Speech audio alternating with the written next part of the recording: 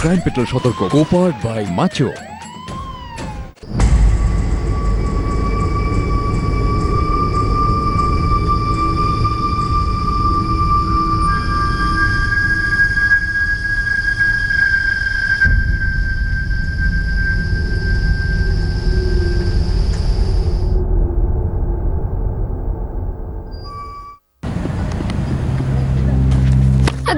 দূর বলটা ওদিকে যাচ্ছে, ধর এই তাড়াতাড়ি এদিকে ফেল, একরা এদিকে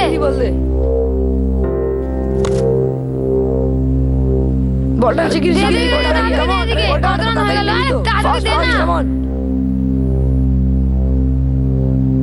আরে কি করছিস রে ভাই? বল খুঁজছিস না অন্য কিছু? আরে তাড়াতাড়ি কর না। আরে বাদিকে দেখ, বাদিকে।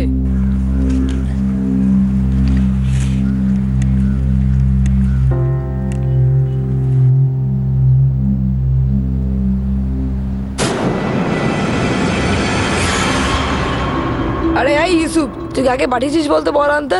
ও ওখানে গিয়ে বল ছাড়া বাকি সবকিছু দেখতে পাচ্ছে। আমি কিন্তু বলের টাকা দিতে পারবো না। কি হয়েছে?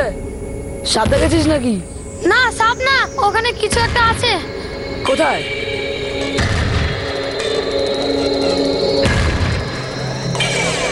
কোথায় রে?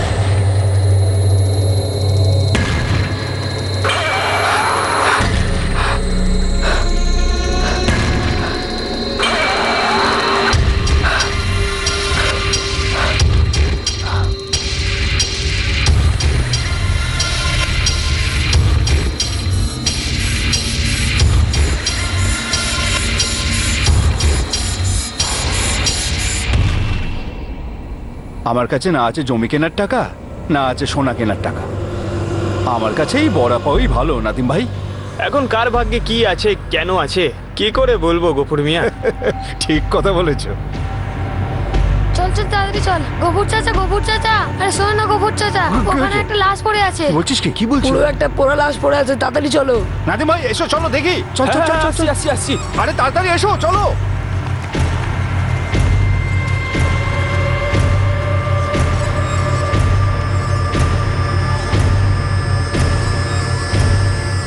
নাদিম ভাই একে তো শেষ করে ফেলেছে, পুড়িয়েও দেবার চেষ্টা করেছে। বাচ্চাদের খেলার মাঠের পাশে একটা লাশ পড়ে থাকতে দেখা যায়, অর্ধদগ্ধ লাশ। এই লাশে কখনো প্রাণ ছিল, আর যেখানে প্রাণ আছে সেখানেই আবেগ।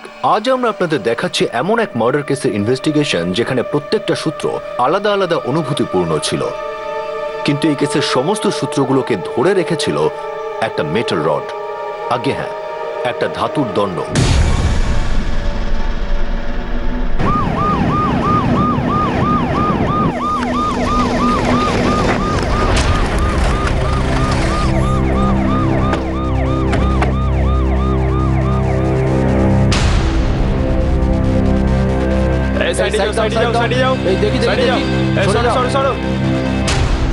সরো এখান থেকে, সাইডে যাও, যেতে বলছি না।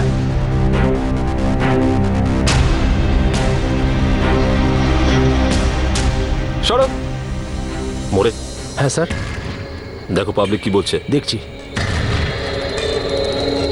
তোমরা কিছু দেখেছো? এখানে কি হয়েছিল?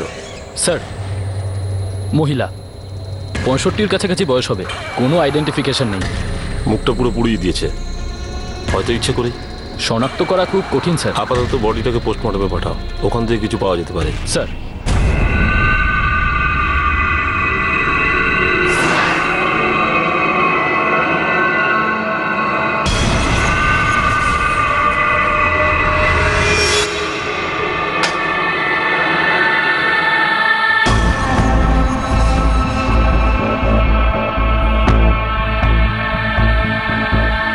ওনার বয়স প্রায় 60 থেকে 70 বছর হবে। আর কিছু যা দেখে এটা বোঝা যায় কিভাবে মৃত্যু হয়েছে?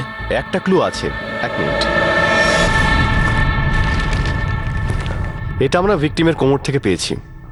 ভিকটিমের কোমরের হিপ রিপ্লেসমেন্ট অপারেশন হয়েছিল। বোন রিপ্লেসমেন্ট অপারেশনে ব্যবহৃত সমস্ত মেটাল ইমপ্ল্যান্টের একটা ইউনিক কোড হয়, যেরকমটা এটারও আছে। এই দেখুন। এখন এই কেসে এটাই একমাত্র আপনাদের জন্য clue.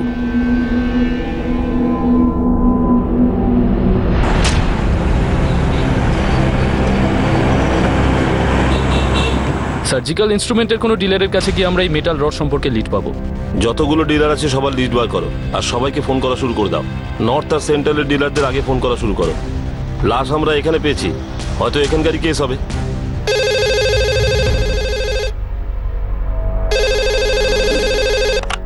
Hello, Prarambh surgical instruments.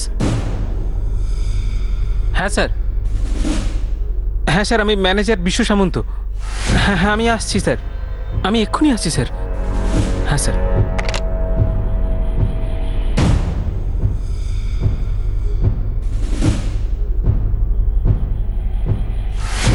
বিশ্ব সামন্ত, এই রডটা একটা হিপ রিপ্লেসমেন্ট সার্জারিতে ব্যবহার হয়েছে। আমরা এর সম্পূর্ণ তথ্য চাই। স্যার, এটা একটা প্রস্থেসিস, শরীরের ভেতরে ব্যবহার করা হয় এই মালটা। কিন্তু আমরা এক্সটার্নাল জিনিসগুলো নিয়ে ডিল করি, যেমন হুইল চেয়ার, স্ট্রেচার। এটার ব্যাপারে আমার কিছু জানা নেই স্যার। আচ্ছা ঠিক আছে, বসো। দেখো, আমরা তোমাকে এই জন্য কল করেছি যে তোমার দোকান আমার পুলিশ স্টেশনের সব থেকে কাছে। ঠিক আছে স্যার, কি জানতে চান বলুন। আমরা একটা বয়স্ক মহিলার লাশ পেয়েছি, সম্পূর্ণ পোড়া। তার শরীরের ভেতর থেকে আমরা এটা পেয়েছি। আমরা এটা জানার চেষ্টা করছি যে তার অপারেশনটা কোথা থেকে হয়েছিল আর কে করেছিল, যাতে আমরা তার আইডেন্টিটি খুঁজে পেতে পারি। হ্যাঁ স্যার, বুঝেছি।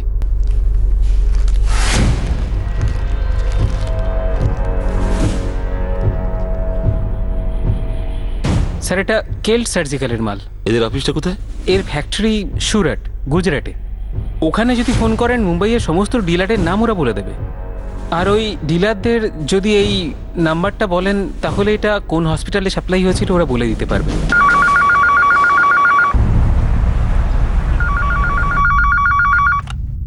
হ্যালো, কেল সার্জিক্যাল ইনস্ট্রুমেন্ট। আপনারা হিপ রিপ্লেসমেন্টের রড তৈরি করেন? হ্যাঁ, তৈরি করি। আমি মুম্বাই থেকে পুলিশ সাব ইন্সপেক্টর প্রকাশ কানবিন্দা বলছি। আপনার ম্যানেজারকে একটু দিন। পোড়া লাশ? আগে হ্যাঁ, ওনার বডিতে আমরা একটা হিপ রিপ্লেসমেন্টের রড পাই। বুঝেছি। আপনি ওই রডটা থেকে লাশটাকে চেনার চেষ্টা করছেন, তাই তো? আমি আপনাকে রডের সিরিয়াল নাম্বারটা বলছি। এক মিনিট।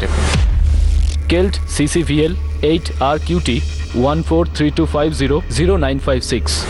স্যার, আমাকে মিনিট 20 সময় দিন, কেননা আমাকে প্রথমে ব্যাচটা সোর্স করতে হবে আর তারপর ওই ডিলারকে সোর্স করতে হবে যার কাছ থেকে ব্যাচটা এসেছিল। ঠিক আছে।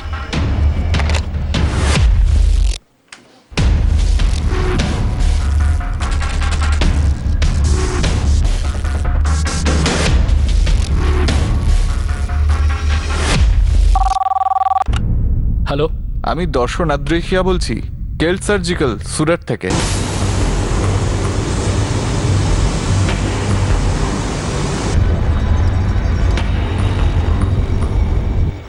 ম্যানুফ্যাকচারিং কোম্পানি কেল্ট সার্জিক্যাল বলেছে যেটা আপনার দোকান থেকে বিক্রি হয়েছে 3রা ফেব্রুয়ারি 2013। স্যার, আমাদের রেকর্ড চেক করতে হবে। এই রড কাকে বিক্রি করেছিলাম? এক মিনিট প্লিজ।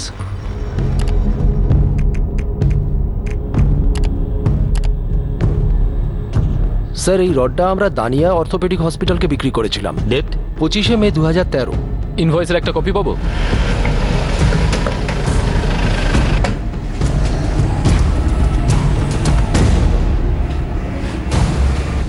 স্যার, এই রডটা 1 জুন 2013 ইউজ হয়েছিল।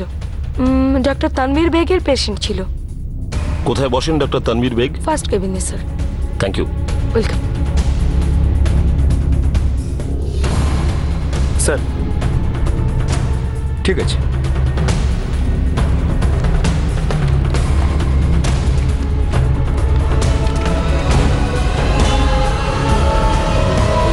জাহিরা আনসারি, এই দেখুন। জাহির আনসারি, অপারেশনের সময় বয়স ছিল 63 বছর। 1 জুন 2013-তে অপারেশন হয়েছে। সত্যি বলতে কি, রোজই গোটা দুয়েক সার্জারি করি, সব পেশেন্টের কথা মনে নেই। এই মহিলার ব্যাপারে কিছুটা মনে আছে। বেশালবাড়ি, সজদেব, রোডসেবাগ, আজলিপাড়া। আত্মীয়ের নাম হলো ইদ্রিস ইব্রাহিম। হ্যাঁ, মনে পড়েছে। এই অপারেশনটা একটা চ্যারিটেবল অপারেশন ছিল। আমরা ডাক্তাররা কোনো ফিজ এক্ষেত্রে নিইনি। খুব গরিব মানুষ ছিলেন, কোনো ট্রাস্টের পেশেন্ট ছিলেন। কোন ট্রাস্টের ডক্টর? সুফিয়ান কমিটি, মানে এই ইদ্রিস ইব্রাহিম ওই মহিলার আত্মীয়।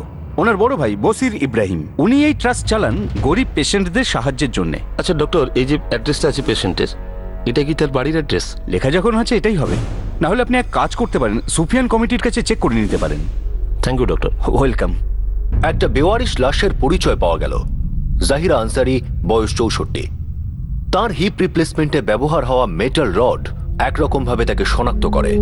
কিন্তু এর পরে কি? পুলিশ কি করে জানতে পারতো যে এই সিনিয়র সিটিজেনকে হত্যা কে করেছিল এবং কেন করেছিল? আপাতত পুলিশ জাহিরা আনসারির নাম, বয়স, ঠিকানা এবং আর্থিক অবস্থার বিষয়ে জানতে পারলো। এমনিতে এই তথ্য অনেক কিছুই বলছিল, কিন্তু অনেকগুলো বিষয় এমনও ছিল যা অব্যক্ত ছিল, আবেগ এবং অসহায়তায় পূর্ণ।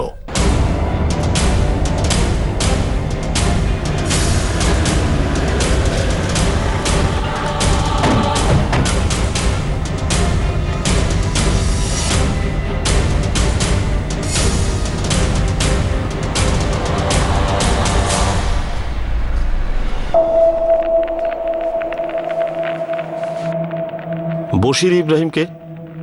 আমি বশির ইব্রাহিম। বলুন স্যার, কি হয়েছে? জাহির আনসারির ব্যাপারে কিছু জানতে চাই। জাহিরা আনসারিকে আমরা গত বছরে অপারেশন করিয়েছিলাম, কিন্তু আপনারা ওনাকে কেন খুঁজছেন? আমরা ওনাকে খুঁজছি না, আমরা একটা লাশ পেয়েছি যেটা ওনার হতে পারে। কি? জাহিরা বিবির লাশ?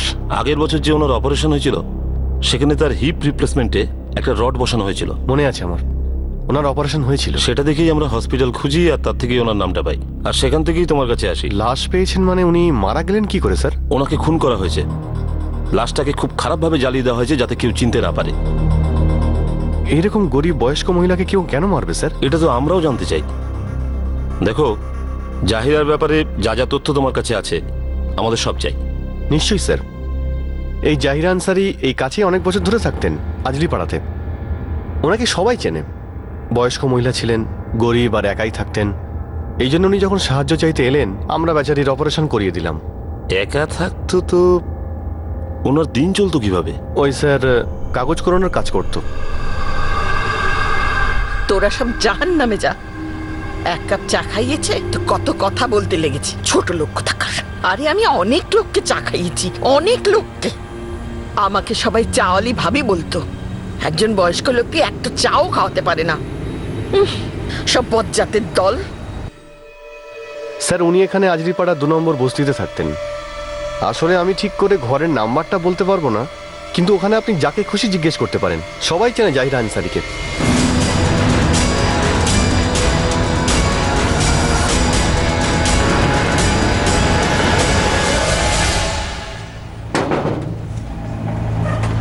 সেলাম স্যার। এই জাহির আনসারি কোথায় থাকে? জাহিরা আনসারি?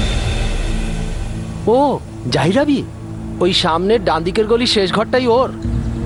মনে হচ্ছে বাইরে কোথাও গেছে, 2 দিন ধরে দেখিনি। কি হয়েছে স্যার? তোমার সাথে রোজ দেখা হয় ওনার? রোজকার মাথা ব্যথা বলুন স্যার। বয়স্ক মহিলা বলে কেউ কিছু বলে না, ও তো সবাইকে যাতা বলে দেয়। ওর সব সময় মাথা গরম থাকে, সবার সাথে ঝগড়া করে বেড়ায়।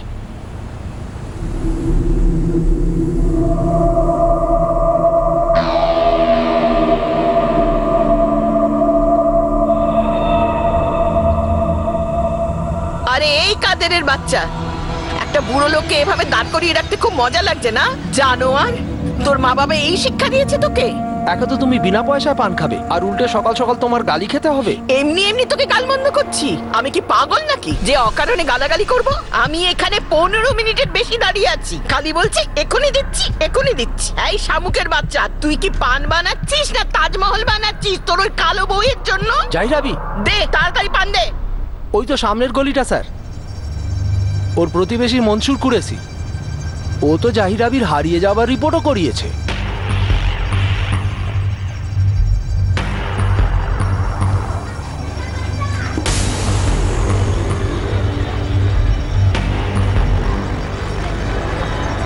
স্যার মনে হচ্ছে এটা।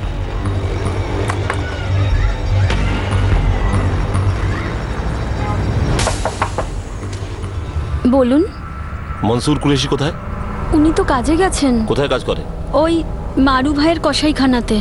কি হয়েছে বাবু? মারুর দোকান কোথায়? এই তো এই সামনেই।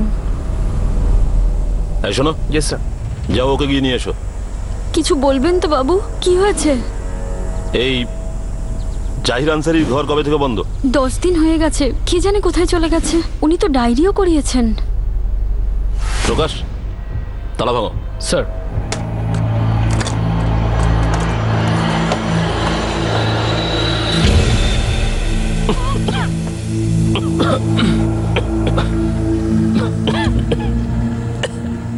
এই জন্যই ওর কাছে কেউ যায় না বাবু। এত বাজে গন্ধ আসে, যত আবর্জনা জমা করতে থাকে, তারপরেও কাউকে বলেও না যে এইসব আবর্জনা কেন জড়ো করে।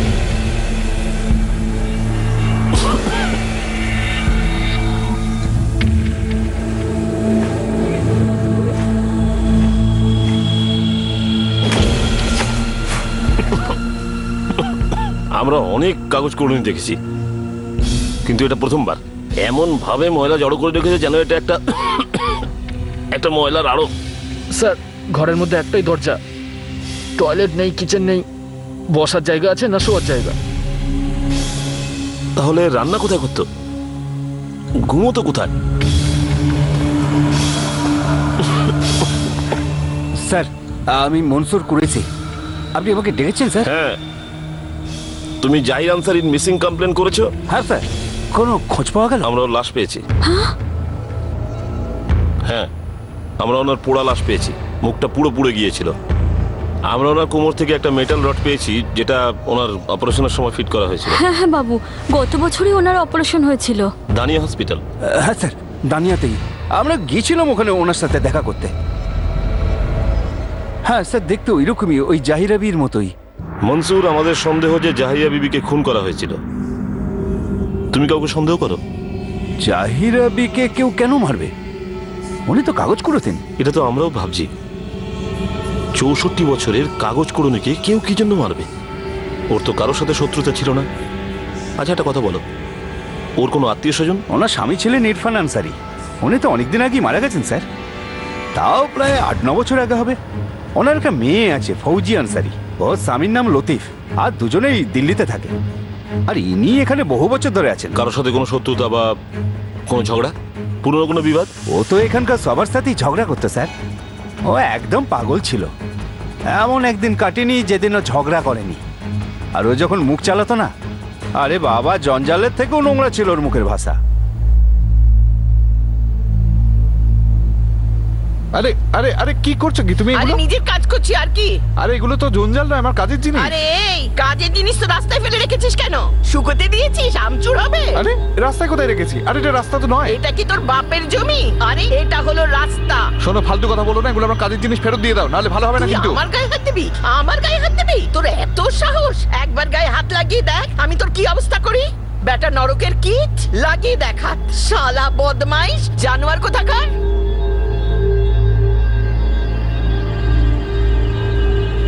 থু, এটা চা না নর্দমার জল? একটা চা বানাতো, বেশি দুধ আর এলাচ দিয়ে। একে তো ফ্রিতে চা খাবে, আবার আমার চাকেই নর্দমার জল বলছে। তুই তো সারাদিন নর্দমায় পড়ে থাকিস। কি বললি? আমি নর্দমায় পড়ে থাকি? আর জানোয়ারের বাচ্চা, তুই তো নর্দমার ধারে জন্মেছিস। তোর বংশের সবাই নরকের কীট, ছারপোকার বংশ। চা খাইয়ে মনে করছিস দয়া করছিস? তুই কি মরে যাবি নাকি একটা চা খাইয়ে? নাকি হঠাৎ করে বড়লোক হয়ে যাবি? না, খাবো না তোর এই চা। জাহান্নামে যা তোর চা তুই। শালা বদমাইশ, একটা চায়ের জন্য কত কথা শোনাচ্ছি। আবার খিচুড়ি? তোর স্বামী তোকে কোনোদিন কিছু বলে না তাই না? রোজ রোজ খিচুড়ি করিস, কুড়ে কোথাকার। এই নেই।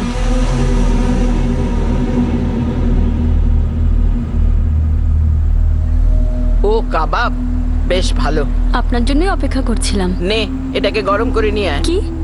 আরে ঠান্ডা কাবাব কেউ খায় নাকি? কুকুর মনে করেছিস আমাকে? আচ্ছা বাবা, করে তাড়াতাড়ি কর। দিচ্ছি। যত সব।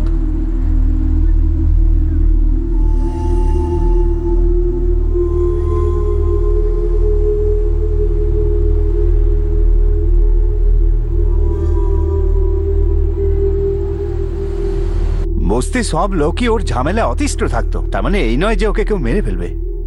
ওর গালাগালি খালি কেউ শুনতে চাইতো না, সেই কারণে ও যা ইচ্ছা তাই করতো। একদম দুষ্টু বাচ্চার মতো, কিন্তু মনে মনে ওকে সবাই খুব ভালোবাসতো। যখন জাহির আনসারি নির্দোষ হয়ে গিয়েছিল, পাড়ার সবাই খুব শান্তি পেয়েছিল না? রোজ আর গালিগালাজ খেতে হতো না। মুম্বাই শহরে শান্তি পাবার কথা হচ্ছে ওই মরুভূমিতে জল পাওয়ার মতো। এখানে জীবন তো হুস করে বেরিয়ে যায় স্যার, কেউ কারোর কথা ভাবে না। আমার প্রতিবেশী ছিল, সেই কারণে একটু কেমন যেন লাগছিল। তাই আমি সোজা সাইদ মাসুদের কাছে চলে গেলাম। তারপর থানায় গিয়ে মিসিং কমপ্লেন লেখালাম। এই সাহিদ মাসুদকে? আমাদের এখানকার সমাজসেবী স্যার। মানে কারোর কাগজপত্রের কাজ, মানে পুলিশের ঝামেলা, ও সবাইকে সাহায্য করে। ওপরওয়ালার দুধ। জাহির আনসারির যে ঘরটা ছিল সেটা কি তার নিজের ছিল না ভাড়ার? যতটা আমি জানি ওটা ওরই। নিজের ঘর আর একমাত্র বিবাহিত মেয়ে যে দিল্লিতে থাকে, এসব থাকা সত্ত্বেও সে কাগজ কুড়োতো। ওনার কি দরকার ছিল এসব করার? ভয়ে ওসব কেউ জানতে চাইতো না। এ জানে কখন আবার গালাগালি দিতে শুরু করে দেবে। জাহির আনসারির মেয়ে ফৌজিয়া, তার নাম্বার আছে তোমার কাছে? হ্যাঁ আছে তো স্যার। এবার পুরোপুরি প্রমাণ হয়ে গিয়েছিল যে পুলিশ হেফাজতে যে বৃদ্ধা মহিলার অর্ধদগ্ধ লাশ ছিল তা আসলে কাগজ কুড়ানি জাহিরা আনসারিরই ছিল। এখন প্রশ্ন হলো যে কেউ এই মহিলাকে কেন মারবে? যেমন যেমন এই কেসের তদন্ত এগোতে থাকে, পুলিশের প্রতি পদে পদে অনেক রকম ধাক্কা আর চমক লাগতে থাকে। এ এক অদ্ভুত আর অভূতপূর্ব কেস হতে চলেছিল। স্যার, জাহিরা আনসারির মেয়ে ফৌজিয়া দেবীকে ইনফর্ম করে দিয়েছি, উনি কাল এখানে পৌঁছে যাবেন। প্রকাশ, এই কথাটা আমার ঠিক হজম হচ্ছে না। এমন একজন মহিলাকে মার্ডার করে তার লাশকে অর্ধেক পুড়িয়ে ফেলে দিল। আরো কিছু আছে এই কেসে। তুমি একটা কাজ করো, ওই সোশ্যাল ওয়ার্কার শাহিদ মাসুদের সঙ্গে দেখা করো, যে মিসিং কমপ্লেন করতে সাহায্য করেছিল। ও নিশ্চয়ই কিছু না কিছু জানে এই ভদ্রমহিলার ব্যাপারে। স্যার। প্রকাশ, জাহিরার ঘরে আবার তল্লাশি নাও, সব জায়গায় সব কিছু খোঁজো। Okay sir.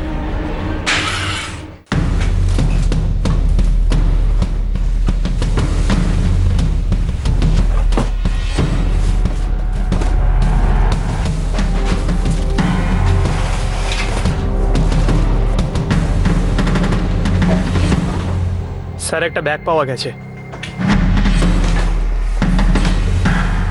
এতে একটা পাসপোর্ট আছে। ইরফান আনসারির পাসপোর্ট, জাহিরা আনসারির স্বামী। 12 বছর আগে রোমানের ভিসাও রয়েছে। এটাও পাওয়া গেছে।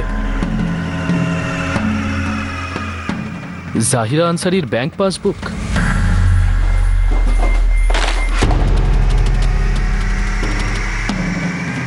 স্যার, এই দেখুন।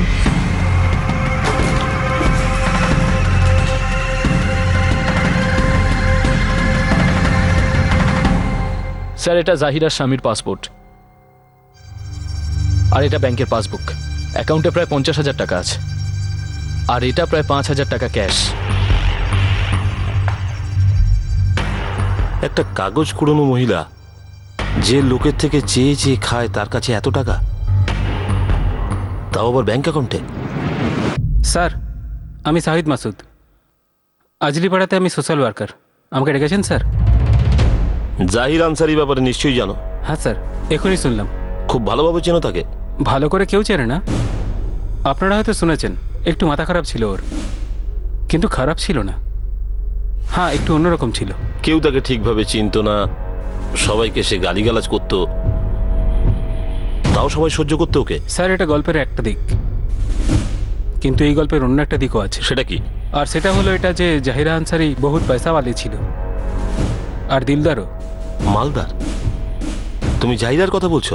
যে কাগজ কুড়িয়ে বেড়াতো সেই জাহিরা? হ্যাঁ স্যার, আমি জাহিরা আনসারির কথাই বলছি। আসলে স্যার, ও এক ধরনের জাদুকরনি ছিল। যখনই কারোর কোনো দরকার হতো না, ও সবাইকে সাহায্য করত।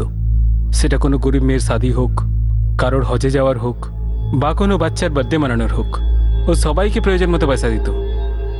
আর লোন নয় স্যার, ডোনেশন। জুয়েলারির খুব শখ ছিল তার, আর ছিলও প্রচুর তার কাছে। বিন্দাস পরে ঘুরে বেড়াতো।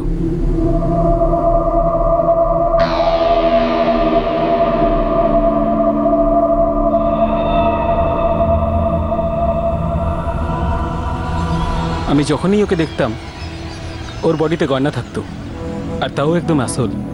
শুধু তাই নয় স্যার, ও লোকেদের বাড়ি পর্যন্ত কেনার জন্য পয়সা দিয়েছিল। তুমি বলছো যে ওর কাছে অনেক টাকা ছিল, অনেক গয়নাও ছিল, তাহলে কেন সে সুফিয়ান কমিটির লোকেদের সামনে নিজের অপারেশনের জন্য সাহায্য চেয়েছিল? কেন ডক্টর তাকে গরিব পেশেন্টের লিস্টে ফেলে তার অপারেশন করেছিল? হতে পারে স্যার, সেই সময় ওর কাছে পয়সা ছিল না, সময় খারাপ যাচ্ছিল। কিন্তু হ্যাঁ, ওর এই দিলদারির ব্যাপারে সবাই জানতো স্যার, সেই জন্যই হয়তো সুফিয়ান কমিটি ওকে সাহায্য করেছিল।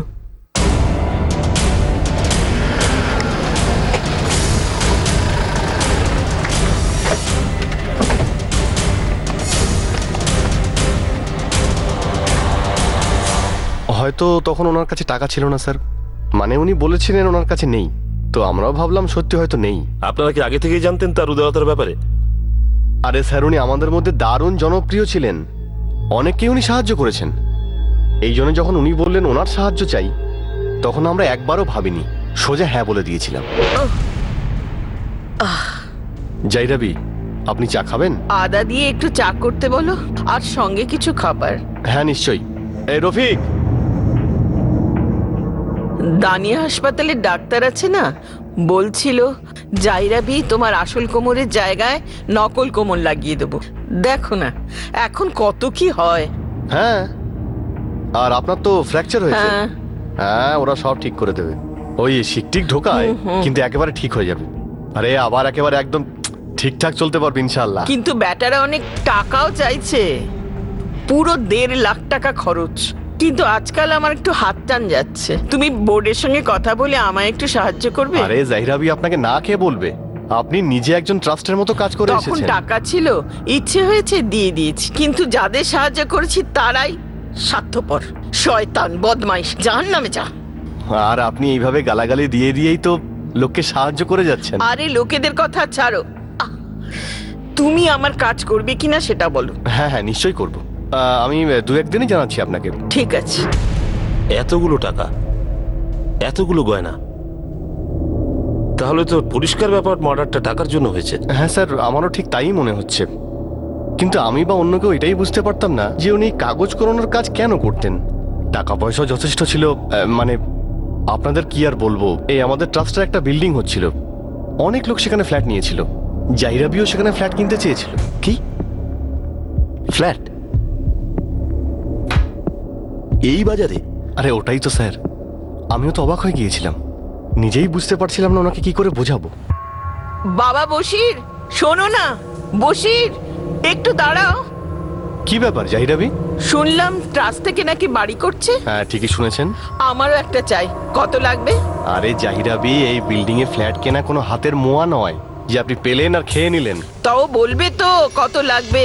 স্যার, আমি ওনাকে এমনি শুধু ভয় দেখানোর জন্য বলেছিলাম যে 20 লাখ টাকা, কিছু না ভেবেই। আর উনি 20 লাখে ফ্ল্যাট নিয়ে নিলেন? না স্যার, উনি তো তখন দরদরি করতে শুরু করলেন। 20 লাখ? তবা তবা, এ তো অনেক বেশি। আরে সেটাই তো আপনাকে বলছিলাম যে ছেড়ে দিন। একটু কম করবে তো? কম করব মানে কতটা কম করব? আর তাতে কি হবে জাহিরাবি, দেখুন হিসেবটা এখানে লাখে হচ্ছে। প্রপার্টির ব্যাপারে আমাকে শিখিও না, যেখানে তোমাদের বাড়ি তৈরি হচ্ছে না সেই হিসেবে 16 লাখ হওয়া উচিত। 16 লাখ আপনি কোথা থেকে আনবেন? যেখান থেকেই আনি। 16 লাখ টাকা কোথা থেকে আনবো?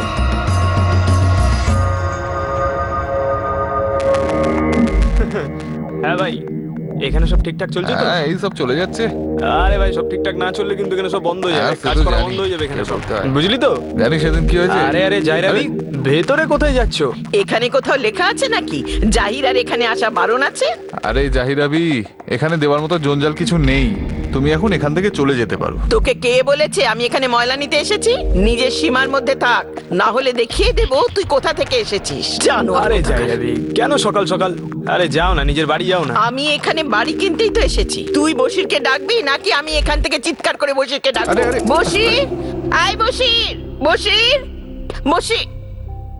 জাহিরাবি, কালকে আপনাকে বলেছিলাম আমি, এটা অনেক টাকার ব্যাপার। আমি টাকা নিয়ে এসেছি। নিয়ে এসেছেন মানে?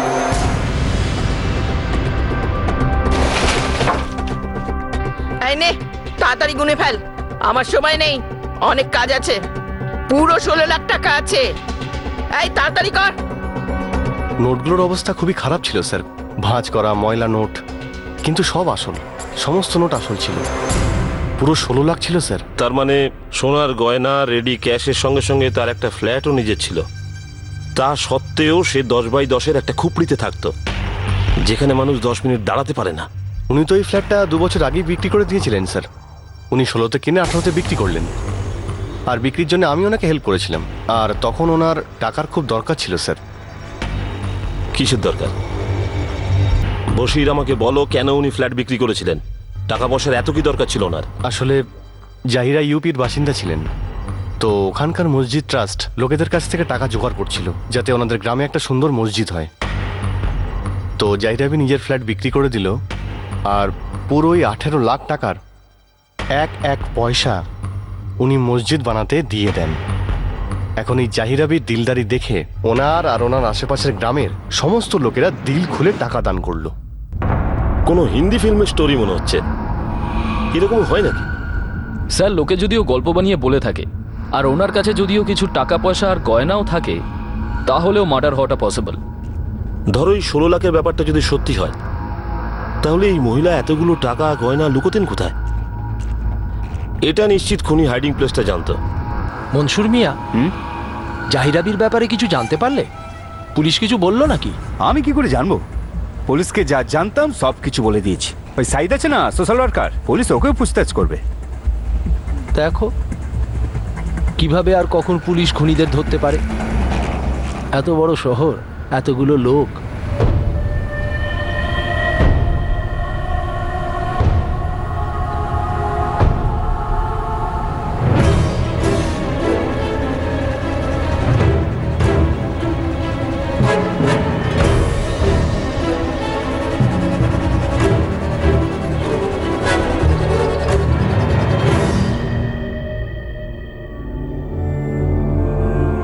ফৌজিয়া দেবী, সোশ্যাল ওয়ার্কার সাহিল আর জাহিরাবির প্রতিবেশী মনসুর শনাক্ত করেছে। তাদের এটা অনুমান যে এটা আপনারই মা। লাশ অর্ধেক পুড়ে গিয়েছিল। পোস্টমর্টম রিপোর্টে আমরা ওনার কোমরে একটা লোহার রড পেয়েছি, যেটা থেকে এই কেস শুরু হয়েছে। আমারও এরকমটাই মনে হয়। বহু বছর ধরে জাহির আনসারি কাগজ কুড়ানোর কাজ করতেন, কিন্তু এই কাহিনীর একটা উল্টো দিকও আছে। সেটা হলো উনি একজন বড় লোক, অনেক লোককে দান করেছেন। আপনি কিছু বলবেন এই ব্যাপারে? যে ব্যাপারটা জানি না সেই ব্যাপারে না বলাই ভালো। আপনি আপনার মায়ের ব্যাপারে বেশি কিছু জানেন না। আমার আব্বার দ্বিতীয় বিবি ছিলেন জাহিরা আনসারি। আম্মির ইন্তেকালের পর আব্বার ছোটি আম্মির সঙ্গে মানে ওই জাহিরা আনসারির সঙ্গে আলাপ হয়। ততদিনে আমি সাবালিকা। আমার বিয়ের কদিন আগেই ওনার বিয়ে হয়েছিল, আর তারপর কয়েকবারই ওদের সঙ্গে দেখা হয়েছিল। আর আব্বার ইন্তেকালের পর ধরুন দেখা হয়নি। পরিবারে কারোর সাথে কোনো শত্রুতা বা অন্য কিছু? স্যার, স্যার, আমাদের ফুল আউট মিরাজ হায়দারের ওপর। সেটা আবার কে? আমাদের ওখানকারই একটা লোক স্যার। বেশ কিছুদিন ধরে ও জাহিরাবির সঙ্গে অনেক সময় কাটাচ্ছিল।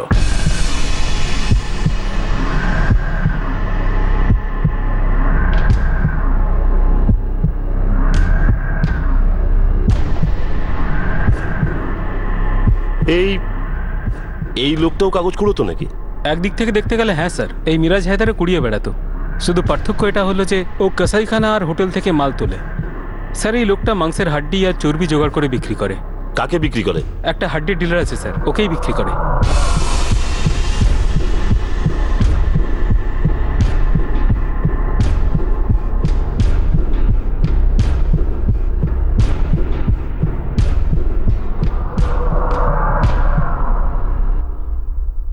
জাহিরাবির পড়শি মনসুর কুরেশি, ও তো কসাই। ও এই মিরাজ হায়দারকে চেনে। মিরাজ ঘন্টার পর ঘন্টা জাহিরাবির সঙ্গে কথা বলতো। কি জানি কি কথা হতো ওদের।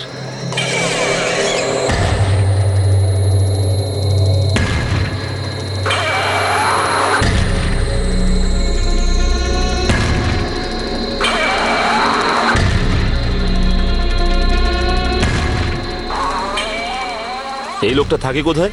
ওই স্যার ওই বস্তিতেই, শুধু পাশের গলিতে।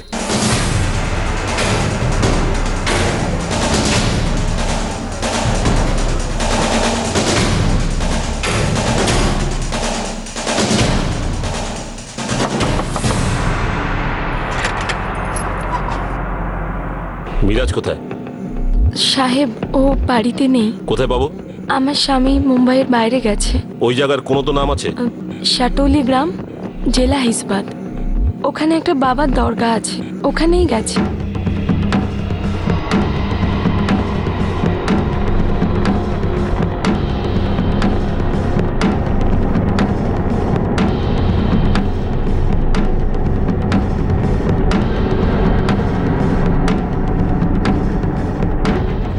সাহেব, আমি বলছি তো বাড়িতে নেই।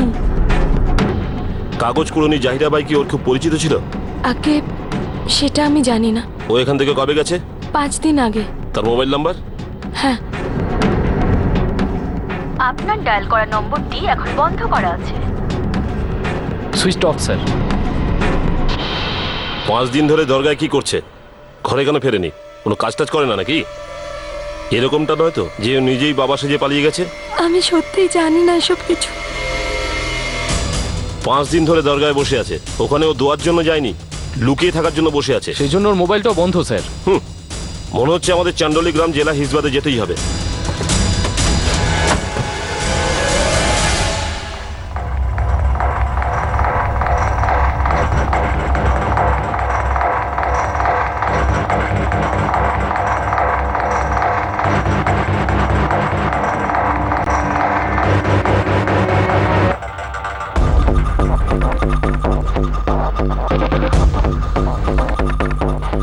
প্রকাশ, গাড়িটা ওদিকে নাও।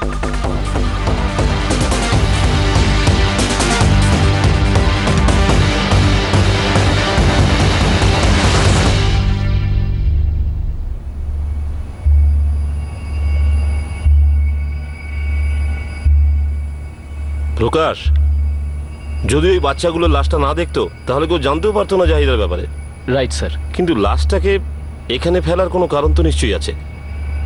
খুনি লাশটাকে এখানে কেন ফেলেছে, অন্য কোথায় নয় কেন? স্যার হতে পারে এখানেই খুন করা হয়েছে, আর খুনিও আশেপাশেই থাকে। মীরা জাহিদার এখানকারই, আর 5 দিন ধরে শহরের বাইরে। আর লাশটাও আমরা 5 দিন আগেই পেয়েছি। প্রকাশ, এটাও তো হতে পারে যে খুনি আমাদের লাশ পাওয়ার জন্য অপেক্ষা করছিল, আর আমাদের এই খুনের তদন্তের গতি প্রকৃতি দেখে চুপচাপ শহর থেকে বেরিয়ে যাবে। আর স্যার এটাও তো হতে পারে যে এই মিরাজ হায়দার গায়েব হয়নি, করানো হয়েছে। তৃতীয় বা চতুর্থ কেউও তো থাকতে পারে। ওই কাগজ করে নিতে পয়সাওয়ালা ছিল।